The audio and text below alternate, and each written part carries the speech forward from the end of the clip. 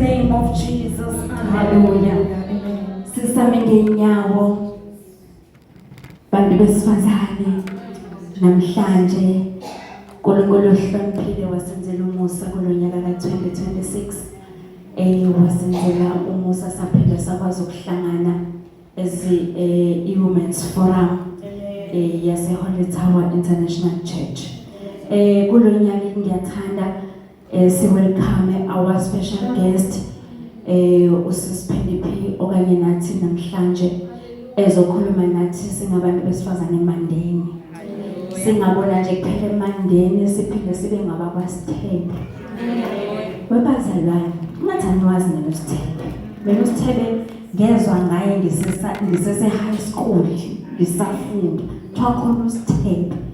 Yabona umuntu nokuthiwa uza kwaSithebe kwakhona ukuthi kuthiwa kuphelile ngempilo yakho.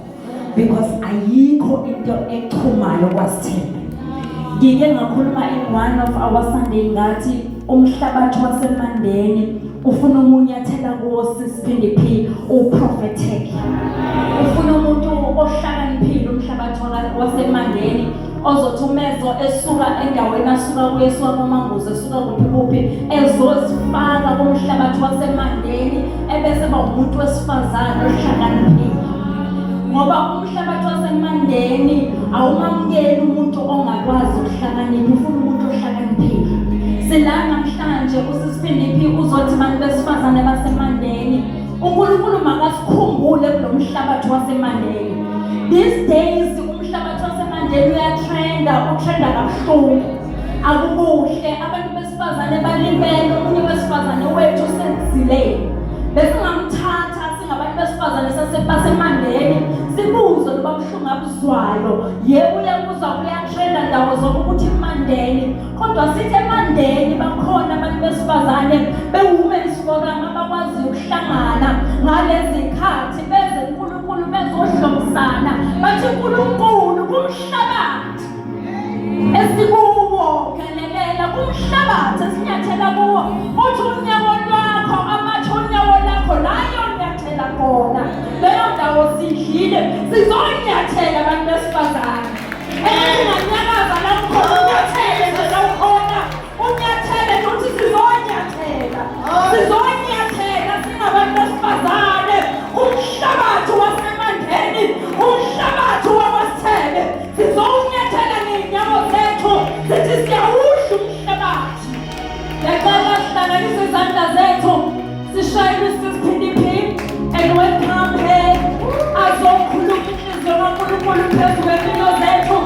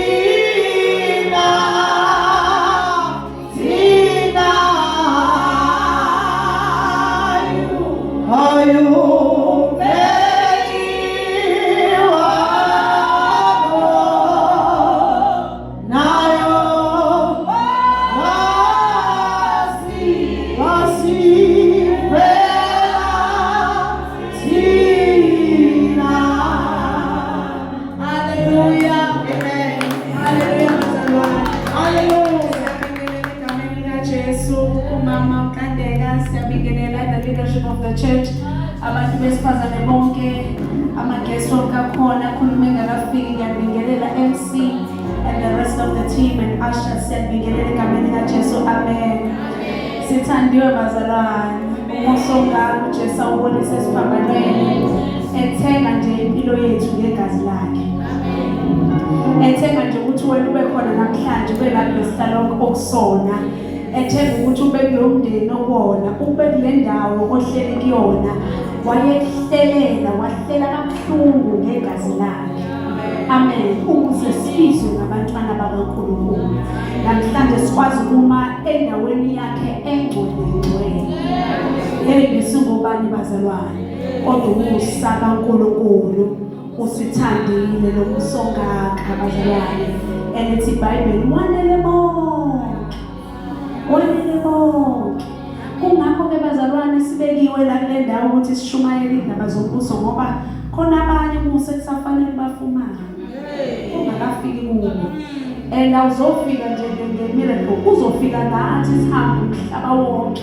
Thina njengabafundi bakaJesu asebekhona sizoshumayela sizoshumayela ekuseni, emini, ntambama, sishumayele kukuhle kukubi, ukuthi uJesu sindisayo, uJesu ogcina umuntu wesifazane. Sanibona abantu besifazane. Haleluya. Inyanga yethu sebeyichazile inhle kakhulu. I love ispeaker esami ngifike sesikhuluma indaba yokuthi ubheke uhambo lomuntu wesifazane. Singagcini nje bazalwane sifika kulezi nkonzo mama, siyesifike most of the time. I don't know noma mina yini. Khona ikhathi la ngifika khona athi ku-useless ukuya ey'nkonzweni zabantu besifazane. Because sifike siprethendelana, singayikhuluma izinto eziriyeli ezenzekayo ngempela, ngoba sifuna ukuyimbathisa khona lento ye-religion esibambile ekubeni sibalekele izinto ezama-realities ezenzekayo kumuntu ekholwa ehamba noJesu zenzeke. Yabo? Bese ngazi ukuthi azenzeki kuthina, singafuni ukuyi-addressa sisodwa. Khona izinto eyi-addressa enkonzweni, khona izinto eyi-addressa sisodwa ezabantu besifazane, ukuze whatever that we learn from ukuhlangana kwethu sihambe bazalwane sokufundisa amanye, sitshelele emphakathini yangakithi, ngoba sesifundile awukwazi ukufunda bese ungadluliseli kwabanye abantu. So ngagcina ngithi into zabantu besifazane angithandisisi ukuyihamba kahle, ngoba kwesinye isikhathi ufica zingakwisayidi elilodwa.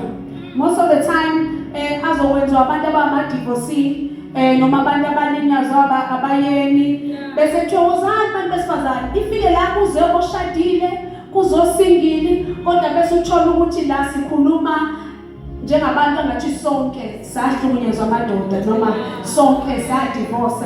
Ingabi khona into yokuthi sizokwakha iy'ngxenye zonke zomuntu wesifazane, ukuthi kuphume kuzuze osingili, kuzuze odivosile, kuzuze owashonelwa, kuzuze ohlukumezekile, kuzuze o-right ohappy emshadweni, aphuma athi ayiyazi mnandi konke.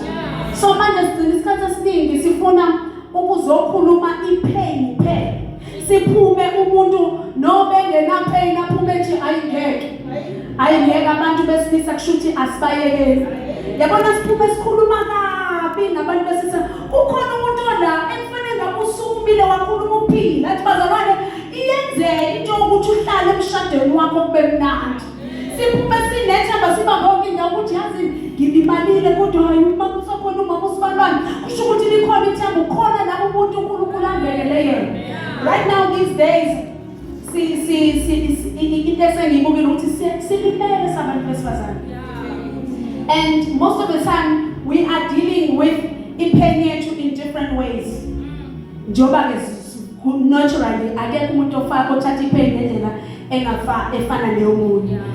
Abancane lapha ema-university bane-anxiety and depression, you know, into engazange kulaba abadala nje omama ongazibuza ukuthi yini depression, abayazanga lonto, kodwa nabo bahlukumezeka ngendlela yabo, kwabadila ne-pain ngendlela. Yingakho-ke bazalwane masihlangene la sizokwabela nje ubuhlungu sidila kanjani nabo. Nina kule era yamanje yini ebhekene nayo, yini inkinga, yini ama-stresses, because awafani. Ngesikhathi zabo mama babengenazo lezi inkinga esezinazo zokushawa abantu besifazane kangaka kuma-relationships. And futhi zazingekho le bantu behlobo labantu besifazane oluhlaza kangaka emadodeni.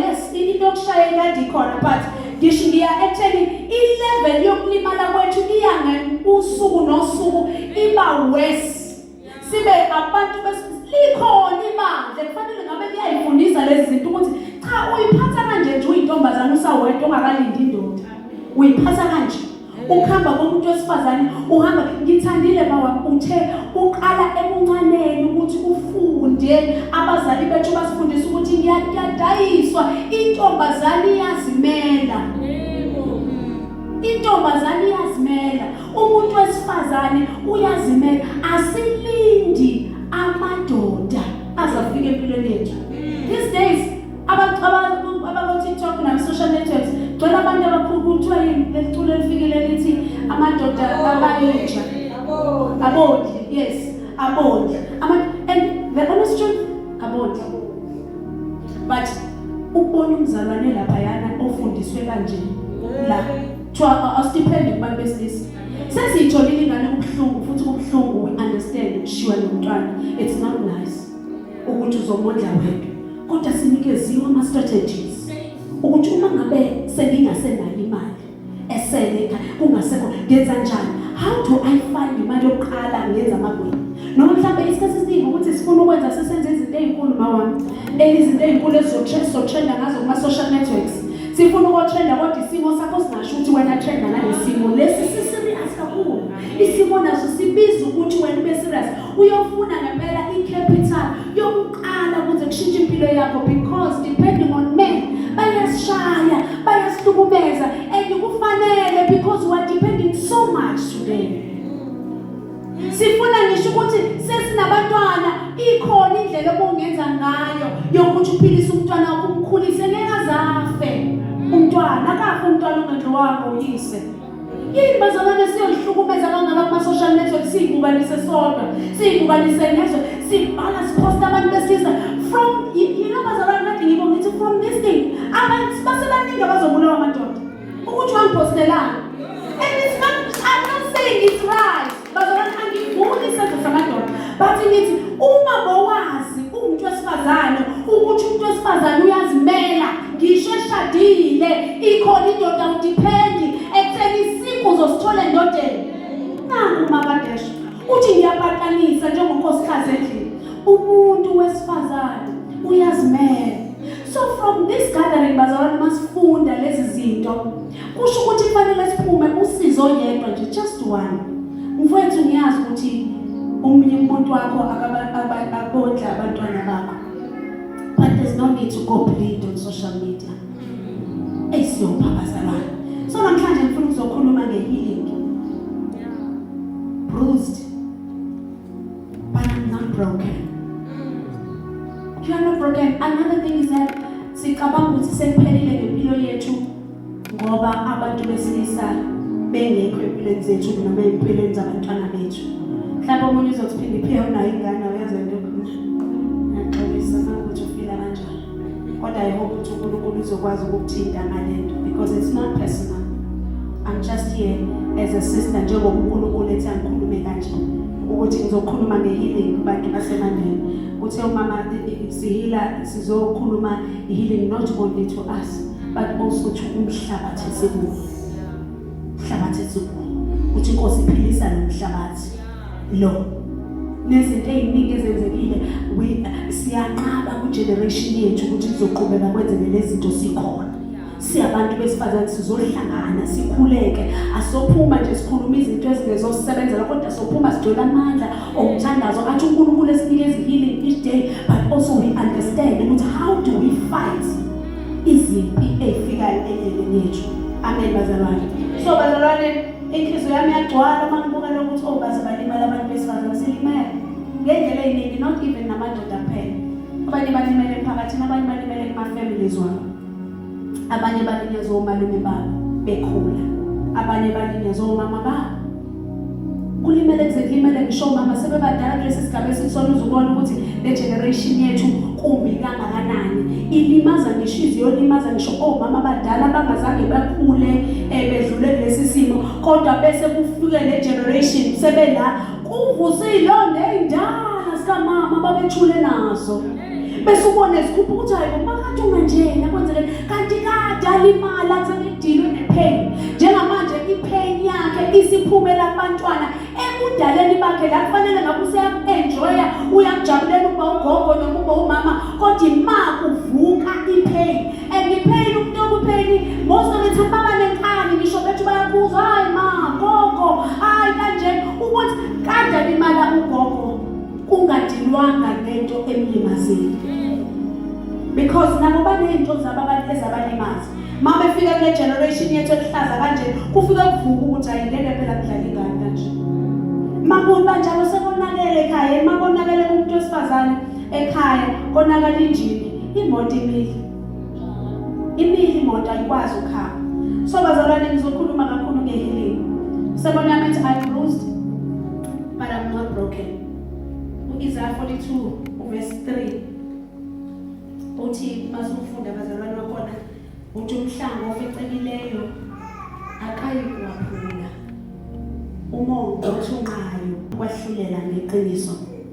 athi verse 6 mina Jehova ngikubizile ngokulunga ngiyakubamba isandla sakho ngikugcine ngikubeke ube isivumelwano sabantu nokukhanya kwabezizwe ukuze uvula amehlo ezikubuthe ukhiphe iziboshwe etilweni nabahleze kumnyameni etilweni la sifike sanikezwa uverse 3 ukuthi umhlanga ofecekileyo umhlanga bazalwane sonke siyawazi umhlanga ufecekile ufile bantu abantu angathi unyathelekile ucifazekile kodwa awuphukanga yayizwa lento so uNkulunkulu unikeza le example ukuthi umhlanga ofecekileyo yena uNkulunkulu noma ngabe ufice ufeceke kangakanani kodwa yena uNkulunkulu akayi kuwaphula umongo othunqayo akayi kucima uyakhipha kwahlulela ngeqiniso amen bazalwane so sometimes it may happen that sikuleso simo la ubuhlungu noma izimo eziningi zisishayile ngokwahlukahlukana kodwa uNkulunkulu usinikeza isiqiniseko sokuthi asiphukile akuphelile ngawo futhi lento odlula kuyona ayizokubulala lezi insuku lapha ekhaya sinomoya nje ohlasele abantwana abancane abafuna ukuyibulala emndenini omunye uzowabuye ICU ezabeni ukuyibulala and ngiyazi ukuthi khona abanye abala abakucabangile ngoba sonke sabantu sonke siyacabanga ukubona lento ethiwa depression isifana esimbi esivele sikwenza ukuthi ungabisabona lutho olunye oluhle uNkulunkulu akakwenzela lona ngemoment eyodwa yokuthi mhlambe ngishiya umzali wami ngenze example bese ugcina ungaboni lutho olunye oluhle olungelenze and usathana ukuvalela ekhoneni that akutshele zonke izinto ezimbi alethi imbiko emibi yodwa enhlizweni yakho engqondweni yakho ukona konke bese ungakwazi ukucabanga anything else good uNkulunkulu akakwenzela yona ngaleso sikhathi kuvaleleke lapho ila athi kodwa uboni ukuthi zibulala ngoba vele ayikho indaba yakho kunje abalela uzukhumbule ngisho izinto ezincane ezenzeka kudala afuyisele emuva ubona usathana akayifuni progress impilo yakhe ngathi uhlala ingathi yabambili uhlala ekhumbuza izinto zasemuva kufana nokuthi bazalwane it is good to ngengakhumbula uma wami kulezi nsuku makwenzeka izinto ezithile ubona njengamanje kuyophela 20 years wahamba ngebhalaka status but khona isizini usathana mbamba kuyona that afuna ukuhlalisa ebuhlungwini owadlula bona omunye ambambe nje ngokufa kwamama wakhe yazi ukuthi njalo makufika kuleya date ekwashona ngayo mama wakho uyakhala ukhumbuza zonke izinto ezibuhlungu ezenzeka impilo yakho ijike ibuyele 10 years back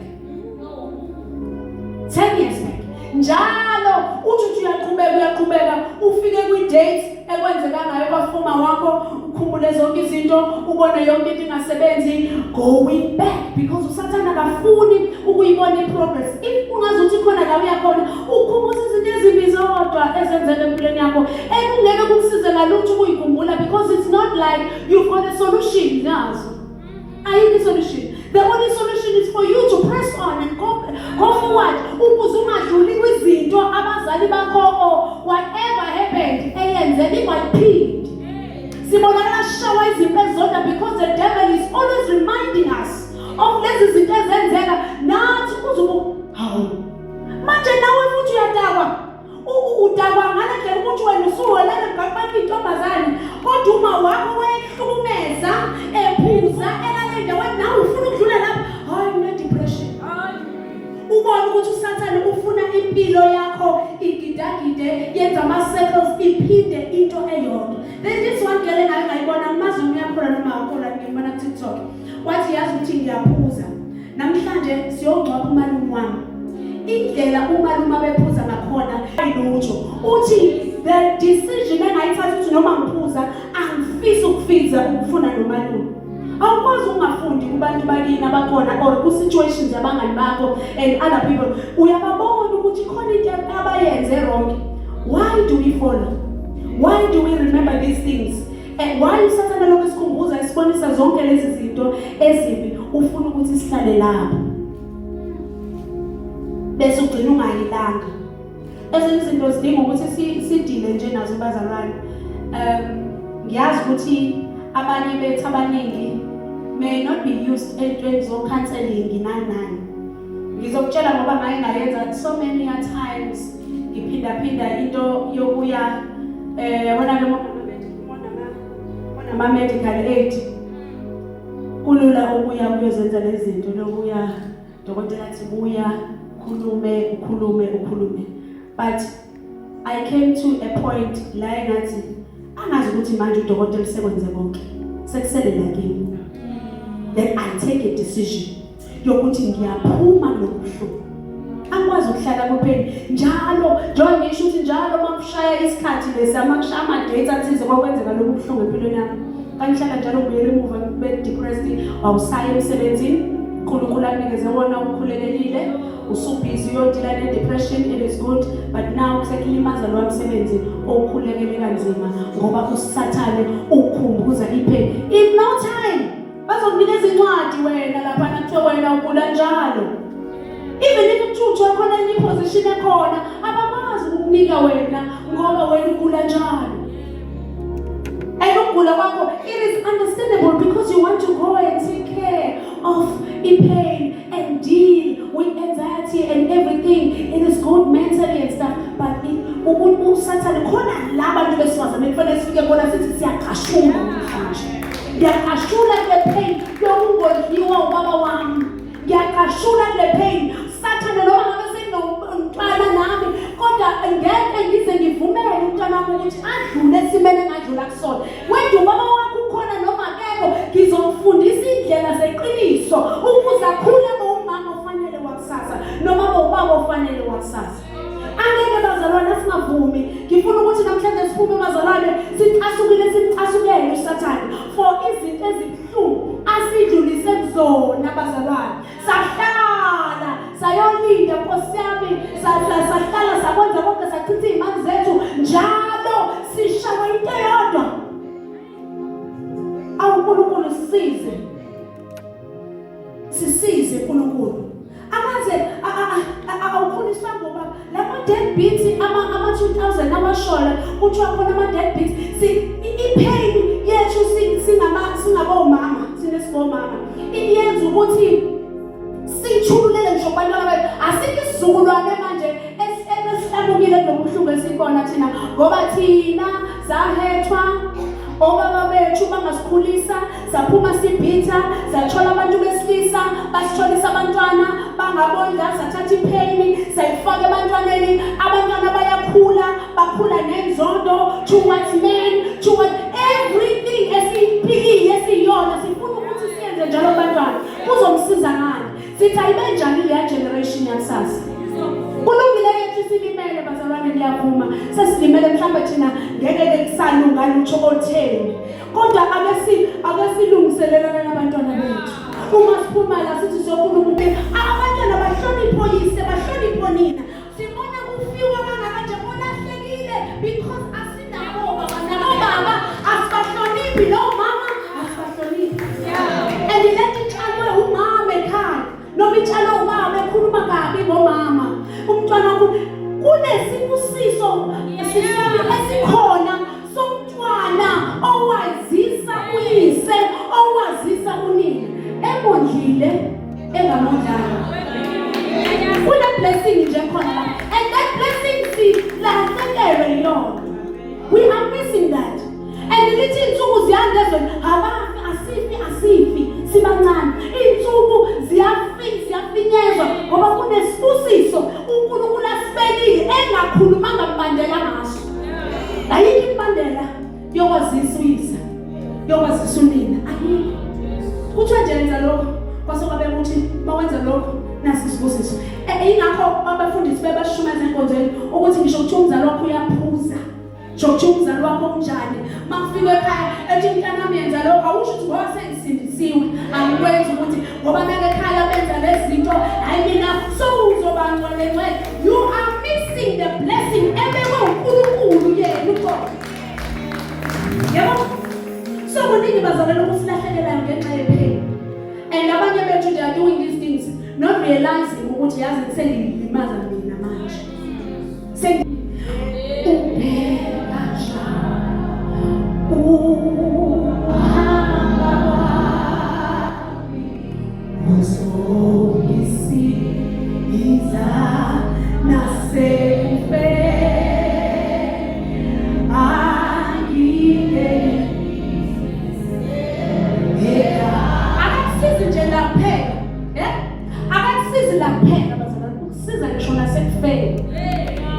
athi nasekufeni kwethu so lulaniswa yilo